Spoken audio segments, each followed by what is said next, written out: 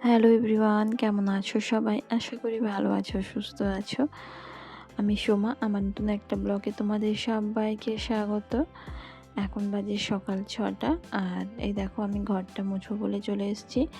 তো ঝাড় দেওয়া কমপ্লিট হয়ে গেছে, তারপর ঘরটা মুছে নিলাম। আর আজকে তোমাদের সাথে শেয়ার করব আমি কিভাবে সকালের কাজগুলো করে থাকি। আর সাধারণত কটা থেকে কটা পর্যন্ত সকালের কাজগুলো শেষ করে তারপর দোকানে যাই, সেই সমস্ত ওই ভিডিওটা কিন্তু আজকে তোমাদের সাথে শেয়ার করব। আর আজকে ছিল রবিবার, আর রবিবার আর বুধবার দিন, এই দুটো দিনই আমি কিন্তু ছাদ থেকে নিচ পর্যন্ত মুছি। নাহলে এমনি সপ্তাহে বাকি দিনগুলো শুধু নিচেরটাই মুছে নিই, কারণ পুরো ঘরটা মুছতে অনেকটা টাইমও লাগে। আর যেহেতু আমাকে সকালবেলাও দোকানে যেতে হয়, আবার বিকেলেও দোকানে যেতে হয়, তো সেই জন্যই আমি প্রত্যেক দিন মুছতে পারি না, আর ঘরে থাকেও না কেউ।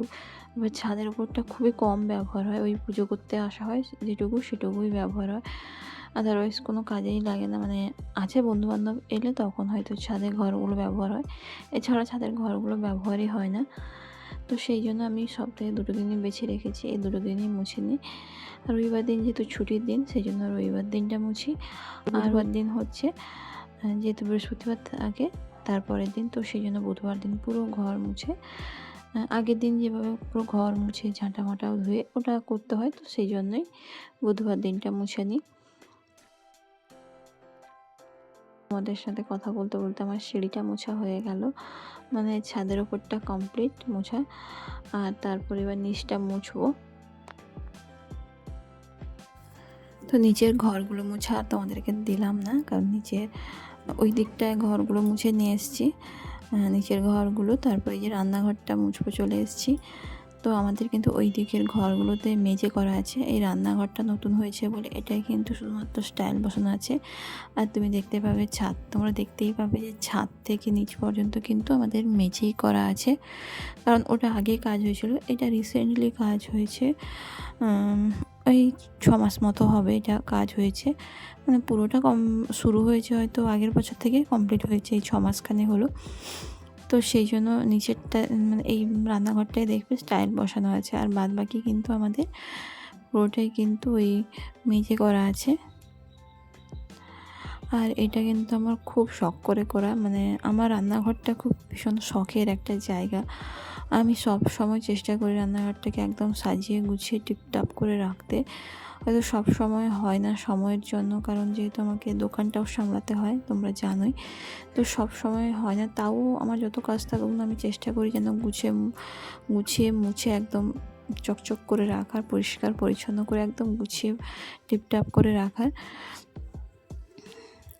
আর দেখো কথা বলতে বলতে কিন্তু আমি ওই ঘরটাও মানে রান্নাঘরটাও মুছে নিয়ে চলে এলাম। এবার তারপর চলে এসেছি, এই যে জামা কাপড়গুলো ভিজিয়ে দিলাম।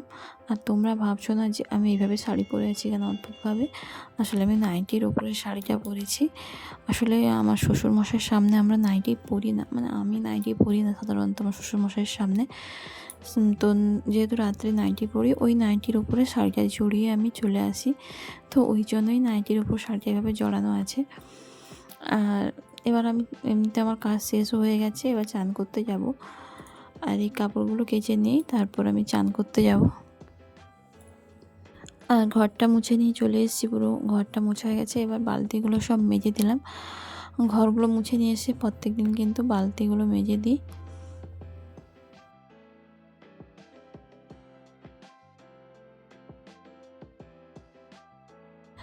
তারপর জামা কাপড়গুলো কেচে নিলাম, জামা কাপড়গুলো কেচে নিয়ে এবার ধুয়ে শুকিয়ে দেবো। আর এই গাঁথাটা অবশ্য আমি ধুয়েছি, সেটার ভিডিও করিনি, কারণ এটা অনেকটা ভারী ছিল।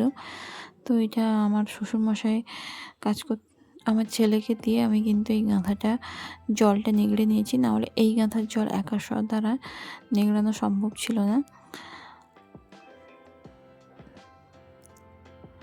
তো মোটামুটি আমার কাজ শেষ, মানে জামা কাপড় কাচাও হয়ে গেছে। এবার আমি এই যে ব্রাশ করলাম, জল খেলাম, ব্রাশ করলাম, এবার চান করতে যাব। তো চান টান করে চলে এসছে, দেখো এবার পুজো করব। আর পুজো করে তারপর কিন্তু যে সকালের খাবার থাকে ওটা করে দিয়ে তারপর আমি যাব ওই দোকানে। যেতে যেতে আমার এখন 9টায় বেজে যায়।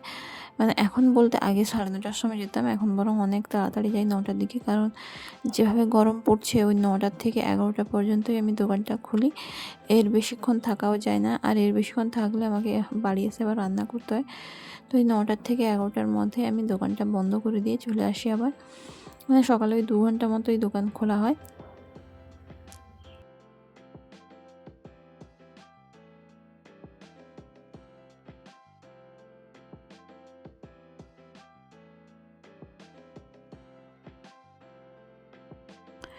তো চান করে চলে এসেছি, এবার পুজোটা করে নেব।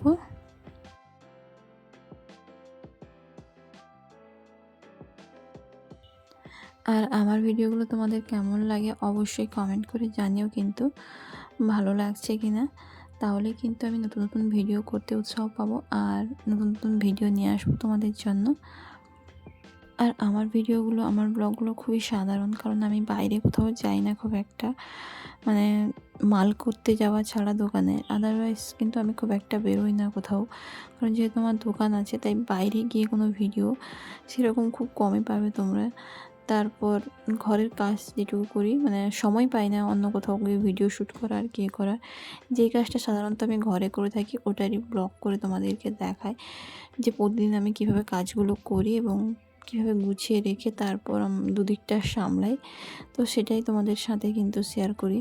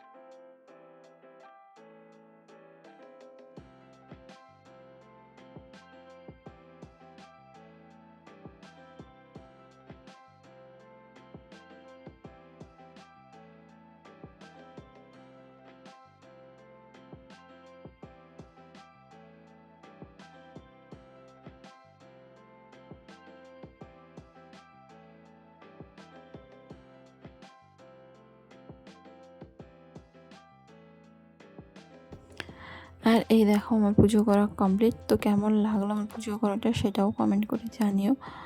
তারপর জামা কাপড়গুলো কাচা হয়েছিল কিন্তু রোদে দিয়েছিলাম না, তো সেগুলো এবার রোদে দিয়ে এলাম। তোমাদের ক্যামেরার সামনে হয়তো দেখায়নি, কিন্তু আরও মানে আমি যতটা ভিজিয়েছিলাম জামা কাপড় তার থেকে বেশি আবার ভিজিয়েছিলাম। মানে বেডশিট দুটো ছিল ঘরের মধ্যে, যেটা বিছানায় পাতানো ছিল, তো সেই দুটো বেডশিট আমি কেচেছিলাম, তো সেগুলোও রোদে দিয়ে দিলাম।